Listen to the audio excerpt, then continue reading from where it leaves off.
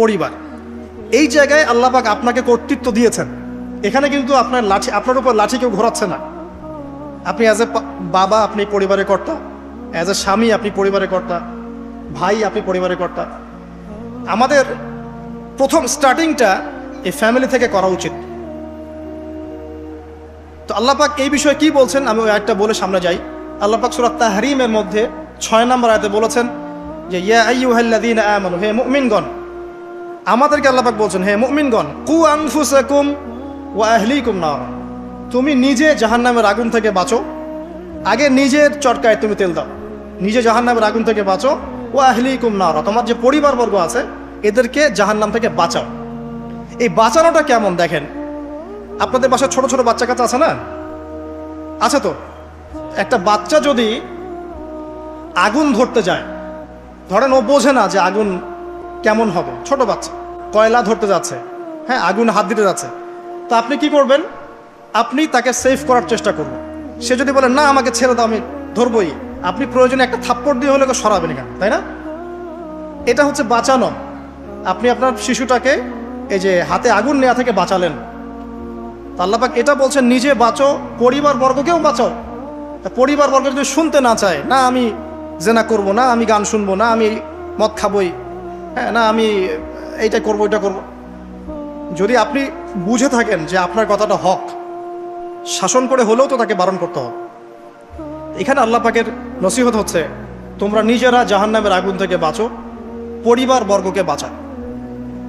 কোন জাহান্নাম থেকে বাঁচবে? আলাইহা মালাইকাতুন গিলাজুন শিদাদ, যেই জাহান্নামে কঠিন কঠিন মনের ফেরেশতারা আছে, পাষাণ মনের ফেরেশতা। আল্লাহ পাক তাদের মনের মধ্যে কোনো দয়া মায়া দেন নাই। আমাদের মনে দয়া মায়া আছে না, এই দয়া মায়াও আল্লাহ পাক তাদেরকে দেন নাই। শুধু আযাব দেওয়ার মতো শক্তি সামর্থ্য এবং কঠিন একটা মন দিয়েছেন। অন্য সূরায় আছে তাদের সংখ্যা 19 জন। কতজন? 19 জন, মানে তারা দায়িত্বশীল। বাকি আর যে কত হাজার লক্ষ কোটি আছে আল্লাহ ভালো জানে। আলাইহা তিসআতা আশর আল্লাহ পাক বলেছেন। তো আলাইহা মালাইকাতুন গিলাজুন শিদাদ লা ইয়াসুনাল্লাহা মা আমারাহুম ওয়া ইয়াফআলুনা মা ইউমারুন। আল্লাহ পাক ওই ফেরেশতাদেরকে যে আদেশ করেন সেই আদেশ পালনে তারা বিন্দু মাত্র গাফেলতি করে না। এই সব ফেরেশতা থেকে যারা জাহান্নামের প্রহরী, এই জাহান্নাম থেকে তুমি নিজে বাঁচো, তোমার পরিবারকে বাঁচাও। এই জায়গায় আসে। এখন তোমরা যারা এখনো ফ্যামিলি শুরু করো নাই, যুবকদেরকে বলছি, তাদের জন্য এই অংশটুকু বেশি বেনিফিশিয়াল হবে ইনশাআল্লাহ। আর তোমাদের জন্য পথ চলাটা তুলনামূলক সহজ তাদের চাইতে যারা অলরেডি ফ্যামিলি ঢুকে গেছেন এবং বিপদেও পড়ে গেছেন, বা বড় হয়ে গেছেন, দীর্ঘ সময় পর্যন্ত আপনার ইসলামের এগেনস্টে চলেছেন বা আল্লাহর হুকুম আহকামের তোয়াক্কা করেন নাই, তাদের জন্য এটা অনেক কঠিন। কিন্তু যারা এখনো ফ্যামিলি স্টার্ট করো নাই বা কেবল স্টার্ট করেছো বা করতে যাচ্ছ, তোমাদের জন্য এই অংশটুকু বেশি ইম্পর্টেন্ট। আল্লাহ পাক এখানে একটা মূলনীতি দিয়ে দিলেন, নিজে বাঁচতে হবে, পরিবারবর্গকে বাঁচাতে হবে। আর আমি আগেই বললাম পরিবার বাঁচলে সমাজ বাঁচবে, সমাজ বাঁচলে রাষ্ট্র বাঁচবে। আসেন প্রথমে আমরা দেখি যে কোরআন কি বলছে। খুব অল্প করে বলি কারণ লম্বা সময় নেওয়ার সুযোগ নাই। কোরআন কি বলছে একটু লাইভলি থাকেন। আদম এবং হাওয়া আলাইহিম আসসালাম, মনে আছে? তাদের দুইজনকে আল্লাহ পাক পৃথিবীতে নামিয়ে দিয়েছেন না? যে ভুলটা তারা করেছেন সেই ভুলের ফল তারা দুইজনের সমানভাবে শেয়ার করে নিচ্ছেন না? বুঝতে পারছেন? আল্লাহর সীমা লঙ্ঘন করার পরে তাদেরকে যে আল্লাহ পাক নামিয়ে দিলেন পৃথিবীতে, এখন এই যে লম্বা সময় তাদেরকে পৃথিবীতে থাকতে হবে, পৃথিবীর এইসব ভোগান্তি পোহাতে হবে, হ্যাঁ জান্নাতের সেই নাজ নেয়ামত থাকছে না, এই যে কষ্টের পথ চলা, এই পথ চলাতে কি স্বামী স্ত্রী একসাথে না? এভাবে যদি পরিবারের স্বামী এবং স্ত্রীরা তাদের জীবনের উদ্দেশ্যটা ফিক্স করতে পারে এবং সমস্ত বাধা বিপত্তিকে হাসি মুখে একসাথে ডিঙাতে পারে, পরিবারে শান্তি আছে। যদি না পারে তাহলে বুঝবেন যে সে আদর্শ স্বামী ছিল না অথবা সে আদর্শ স্ত্রী ছিল না। এখান থেকে শিক্ষা হচ্ছে দুইজনের জীবনের উদ্দেশ্য একই রকম হতে হবে, দুইজনের লাইফের ভিশন মিশন সেম হতে হবে, তখন আপনি পরিবারে শান্তি পাবেন ইনশাআল্লাহ।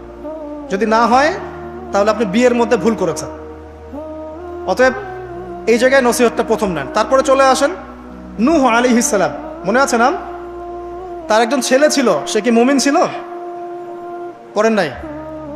সে কিন্তু মুমিন ছিল না, সে অস্বীকারী ছিল। তার নূহ আলাইহিস সালামের স্ত্রী, সে কি মুসলিম ছিল?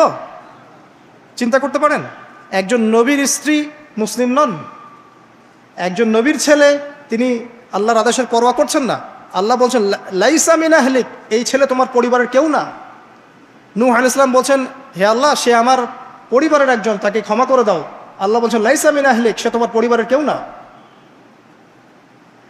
নবী পরিবারের সদস্য হওয়া সত্ত্বেও লূত আলাইহিস সালামের স্ত্রী, সে কি জান্নাতি না জাহান্নামী? তাহলে এখানে বোঝেন যে নবী পরিবার হলেও যদি ব্যক্তিগত পর্যায়ে মানুষের মধ্যে ঈমান ইসলাম না থাকে, তাহলে এইসব বংশের পরিচয়, রক্ত, বর্ণ, জাতীয়তাবাদ, ভাষা, এগুলো মানুষকে আল্লাহর আযাব থেকে বাঁচাতে পারবে না। নবীর পরিবারের সদস্য হওয়া সত্ত্বেও তারা জাহান্নামে যাচ্ছে। সূরা তাহরিম পড়ে। তাহলে আমাদের কাজ কি? নিজের চটকাটা তেল দেওয়া গল্প, আমি কত বড় আলেমের ছেলে, আমি কত বড় দায়ীর স্ত্রী, আমি কত বড় মানে মুফাসসির মুহাদ্দিসের সন্তান, ভাই, এসবের কোনো মূল্য নাই। নিজে আমি ভালো কিনা, নিজে প্রকৃত মুসলিম মুমিন কিনা, এটার মূল্য আছে। এই কারণেই হয়তো আমাদের নবী সাল্লাল্লাহু আলাইহি ওয়াসাল্লাম তার মেয়ে ফাতিমা রাদিয়াল্লাহু আনহাকে বলছেন, হে ফাতিমা, হে আমার কলিজার টুকরা মেয়ে, হে আমার কলিজার টুকরা মেয়ে, তুমি শোনো, পৃথিবীতে আমার কাছে যা চাওয়ার তুমি চেয়ে নাও, পরকালে আমি তোমার কোনো হেল্প করতে পারছি না। অথচ আমরা জানি নবী সাল্লাল্লাহু আলাইহি ওয়াসাল্লাম সবার জন্য কি করবেন? সুপারিশ করবেন, সেটা অন্য বিষয়। তোমাকে তোমার হিসাব একাই দিতে হবে, নবী সাল্লাল্লাহু আলাইহি ওয়াসাল্লাম এটা বলছেন। একদিন তিনি বাসায় ঢুকলেন, দেখছেন আয়েশা রাদিয়াল্লাহু আনহা কান্নাকাটি করছে।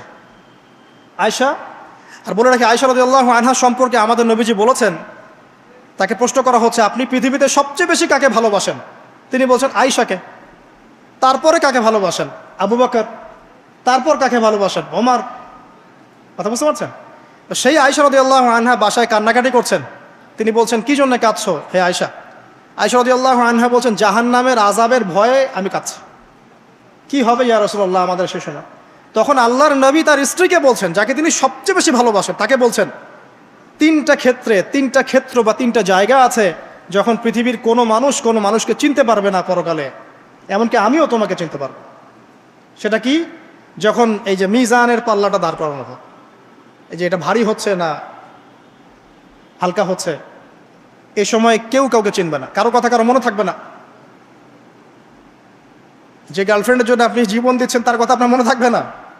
যে স্ত্রী সন্তানের জন্য আপনি সারা জীবন দুর্নীতি করে গেলেন, তার কথা আপনার মনে থাকবে না।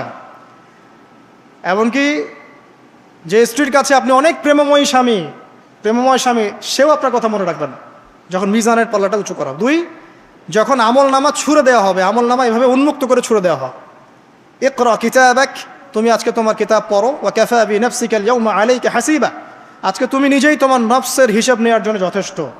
এই সময় আয়েশা, আমি তোমার কথা মনে রাখতে পারবো না। আরেকটা হচ্ছে যখন মানুষ পুলসিরাত পার হবে, তখন কেউ কারো কথা মনে রাখবে না। এখান থেকে শিক্ষা কি? নূহ আলাইহিস সালামের পরিবারের সদস্য হয়েও তারা আল্লাহর আনুগত্য না করার কারণে জাহান্নামে যাচ্ছেন। লূত আলাইহিস সালামের পরিবারের সদস্য হয়েও ঈমান না আনার কারণে তারা কি করছেন? জাহান্নামে যাচ্ছেন।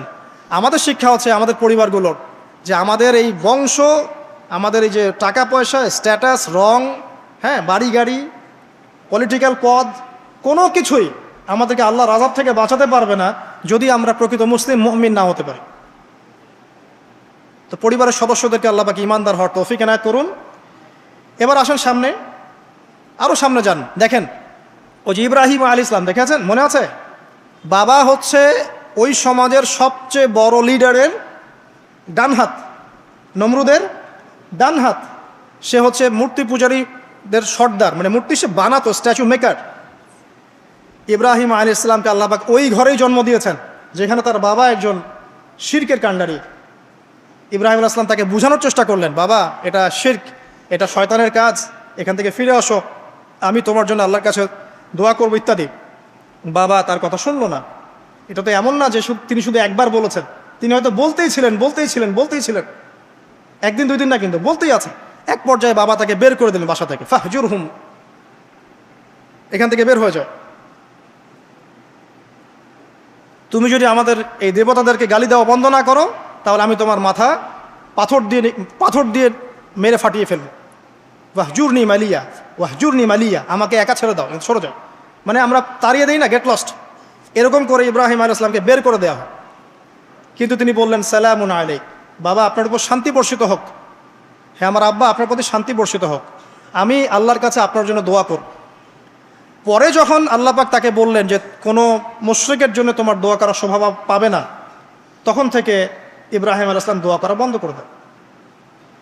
এখানে দেখেন ছেলে, একজন যুবক ছেলে, তার মধ্যে ঈমান এসেছে, সে তার পরিবারের চলমান শিরকের বিরুদ্ধে কথা বলছে, প্রয়োজনে সে সেখান থেকে স্কিপ করেছে, তাকে বের করে দেওয়া হয়েছে, সে চলে গেছে, তারপরেও কিন্তু তাওহীদের সাথে শিরকের আপোষ করে নাই ইব্রাহিম আলাইহিস সালাম। সামনে যান, ওই যে তার স্ত্রী হাজেরা আলাইহিস সালাম তার সন্তান এবং স্ত্রীকে রেখে আসছেন কোথায় বলেন?